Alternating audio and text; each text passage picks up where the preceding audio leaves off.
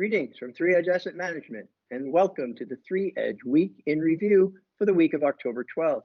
I'm Fritz Folts, the Chief Investment Strategist here at 3Edge, and I'm pleased to be joined here today once again by Steve Cucchiaro, President and Chief Investment Officer at 3Edge Asset Management.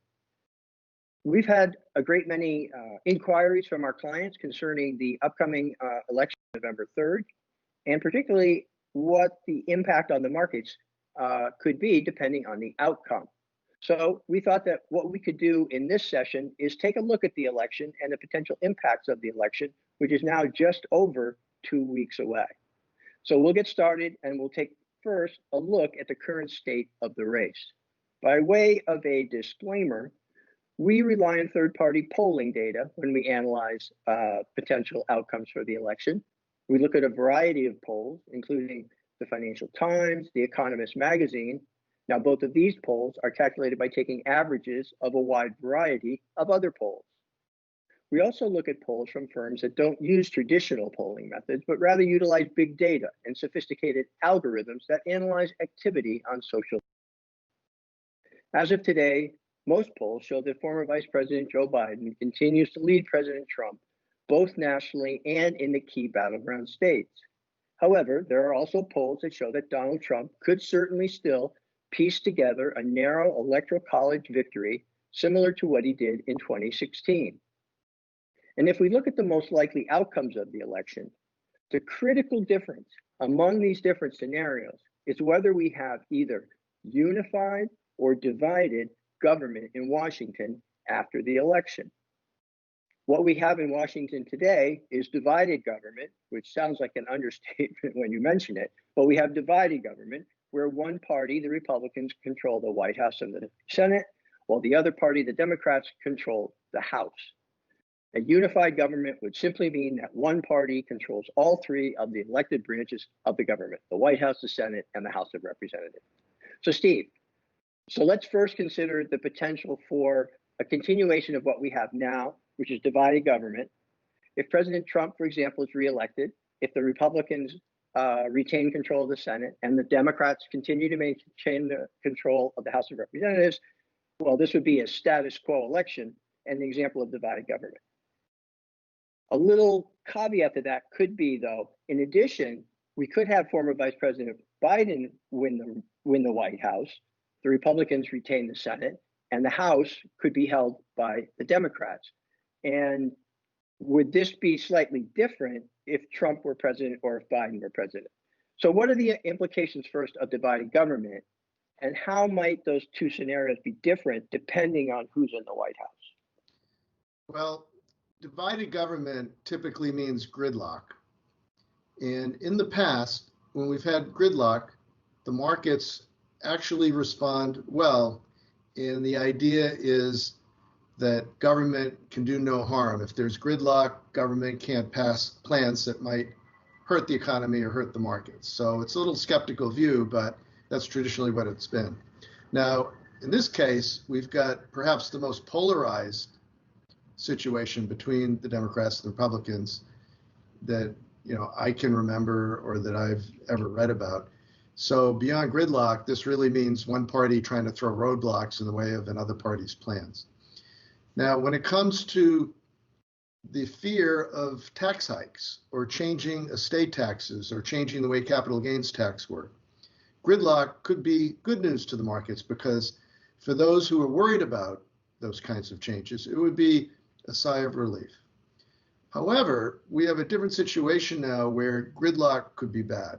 And that is that with the coronavirus hurting the economy, with the stimulus plans running out now and people in dire need of help, gridlock could also mean further delay or compromise or continuing to put off any kind of government rescue plan. And that could be certainly a negative. If we have a resurgence of COVID at the same time that we don't get some kind of government rescue plan, not only will the recovery from the lows of March start to peter out, but we could go back into reverse. And this would certainly not be good. Also, a lot of the fuel behind the stock market has been from the massive monetary and fiscal stimulus that we saw earlier this year. And we've modeled the effect of that stimulus. And we know from our models that not only is there a big positive impact from that, but it doesn't last forever. It starts to decay. And our models are showing that by the end of this calendar year, a lot of that good fuel that was supporting the markets really starts to work off.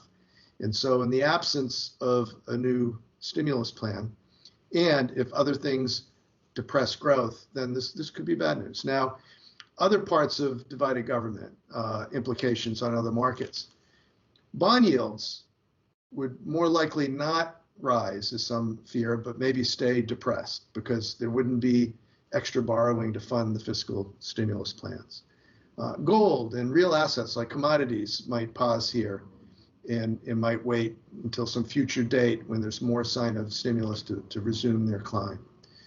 And we might see that growth stocks continue to outperform value stocks or cyclical stocks that are tied more to the real economy.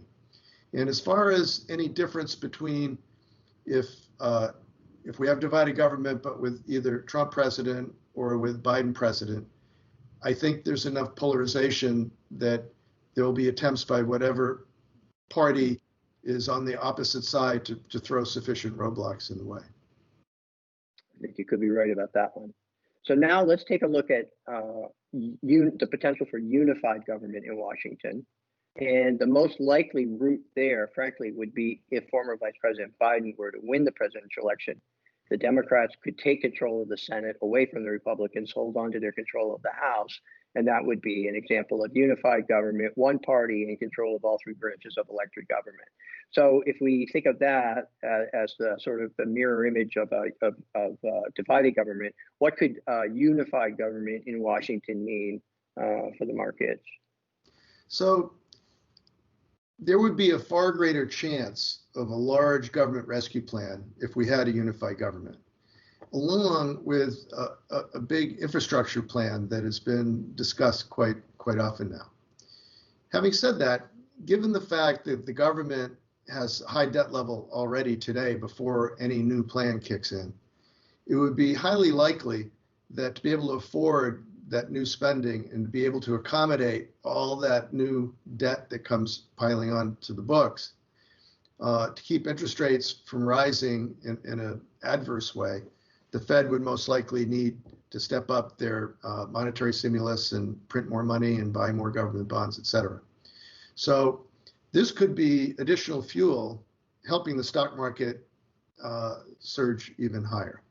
Having said that, there's another side of the coin, and that is that with the unified government, there would now be an increased fear that we will have a corporate tax hike. And just like the corporate tax cut had an immediate blink of the eye increase in corporate profits just by calculating lower tax rate, this would have the opposite effect. And on a one-time basis, corporate profits would be cut by the increase in the taxes. This could be a market negative. However, I'll point out that while some fear that this could happen right away if the Democrats take all three the government aspects, that it's more likely that any kind of tax hike would happen not until 2022 at the earliest. So it could be a knee-jerk reaction followed by a recognition that, well, that's probably not going to happen for some time down the road. So the other thing I point out is even in a unified government, there are some major changes that require not just a majority rule, but supermajority rule. And in none of the polling does it suggest that one party is going to have a supermajority. So it's not true that all kinds of big changes could or would happen even in a unified government. Now, if we did have a unified government with the Democrats taking all three branches, we would see inflation expectations rise.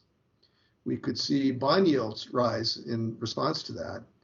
We could see gold and commodities rise in response to more Fed activity and stimulus. And on the commodity side, to respond to the infrastructure plans that have been put in place, we could see clean energy really start to take off. Now, in anticipation of the possibility of what people are calling a blue sweep, we've already seen some of those stocks and some of those sectors rise in advance, but I think there would be even more to follow. Also, I think we could see a rotation away from the growth stocks that have benefited from this slow growth environment and into the more cyclical, value-oriented, or stocks tied more to the real economy that have really not kept pace with the growth stocks. And what that means is also a rotation from US to non-US stocks, because US now is largely a growth stock index, whereas many of the non-US equity indices are more tied to the economy. So now let me ask you a question, Fritz. As a student of the global capital markets that I know you to be, and also as a student of the political scene, I'd like to ask you, beyond looking at what might happen with the presidency, in your opinion, from the polls you've been reading, what is likely to happen to the Senate? This does seem more of a toss-up than the presidency at this point. Right. Yeah. No, but that's a very good point, because even if former President Biden wins the presidency, what he will be able to accomplish would be heavily dependent on the results of the election in the U.S. Senate. And again, that either unified or divided government. The probability of united government where Democrats control the White House, the Senate, and the House is somewhat higher in this current election cycle than it has been, but it's certainly not a given. And so even if the Democrats win the Senate, the chances are that majority could be very razor thin. It could be 51, even 51 to 49. So even an electoral sweep by the Democrats only secure a slim majority in the Senate, and therefore their capacity to enact legislation would still be limited. So even with the Democrats in control of the House, the Senate, and the White House, they certainly would not have carte blanche to enact all of their legislative agenda, which is important, because I do think that sometimes people are very afraid of what would happen if there were a blue wave or a blue sweep. So the Senate is going to be very, very important. I have a couple other things that I think are important to consider, and particularly that are somewhat unique to this election cycle. One is that there is a great deal of angst among voters and investors alike about the possibility that with the increased number of mail-in ballots due to the global pandemic, there may not be a winner declared in the presidential election on November 3rd. It may take a few days, may take a week, may take even longer to determine who has won. There's also the possibility the results of the election could be challenged in court. For example, there may be disputes over ballots. So it's similar to what happened in 2000 with Bush versus Gore, which was ultimately decided by the Supreme Court. So I guess my question is, this could trigger a bit of market volatility. What are your thoughts around the potential effects of a contested election could have on the markets? I think if we use past precedent, it's quite clear that any additional uncertainty like a contested election will not be received well by the markets. And when the hanging Chad controversy with the Bush-Gore election happened, markets fell almost 10%. And this could be a more severe contested election.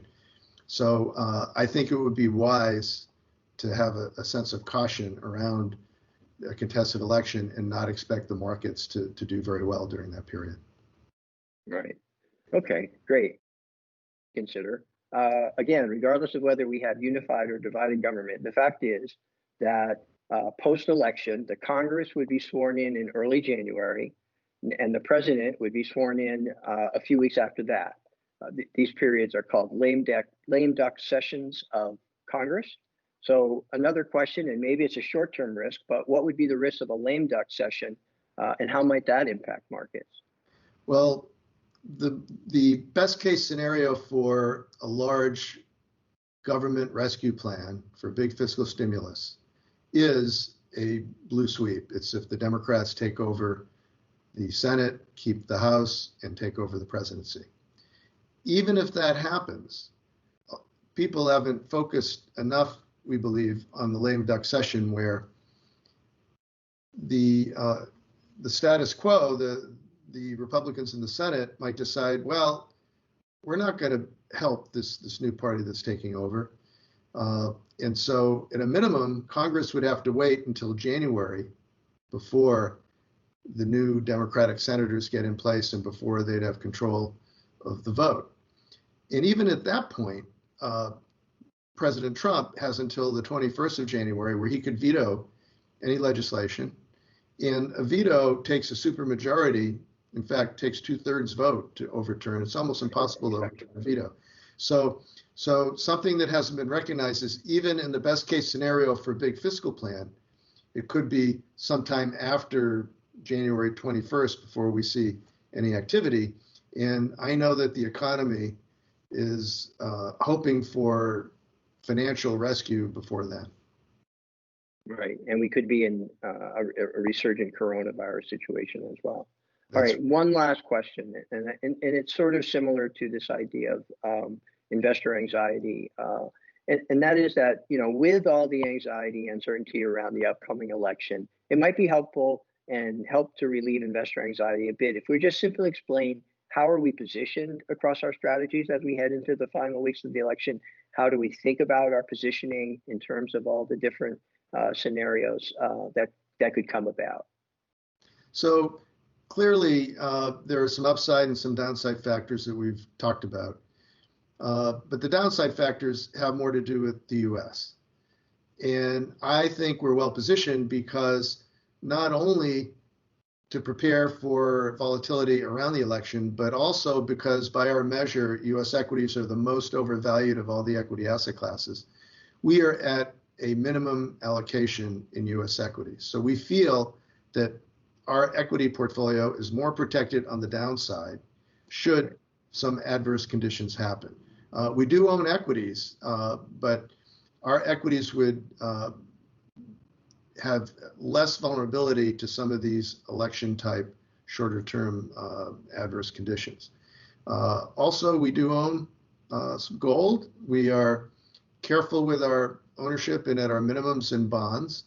So should there be a blue sweep, we'll be in a good position to take advantage of any increase in anticipated stimulus with the gold position.